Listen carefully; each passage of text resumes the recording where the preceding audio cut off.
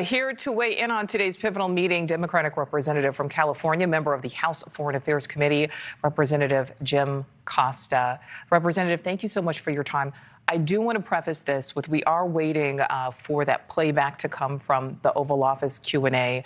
It got a bit lively, so they're going to feed that back first. So we may have to interrupt you in a couple minutes, but we'll make sure to come back.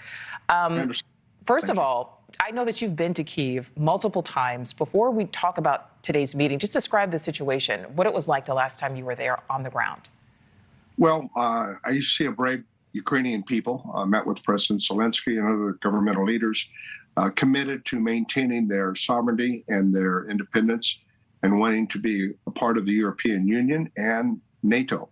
And that resolve is still there, notwithstanding the hardships and the losses of lives and the impact that it's had to their country. But the spirit and the resolve, I think, is still there, and it's very strong. You know, and Representative, we're hearing this Oval Office exchange described as lively, a bit combative. What would you like to see come out of today's meeting between these two leaders? Well, I'm hopeful that President Trump realizes that as, in quotes, the leader of the free world, although I'm very disappointed with the vote that took place on Monday in the United Nations, in which we sided with the former communist countries, autocrats, and dictatorships. Nonetheless, we still have an opportunity, I think, to demonstrate to our European allies that we're committed to leading the free world. Now, that's part of this negotiations. President Zelenskyy wants to be a part of those democratic nations.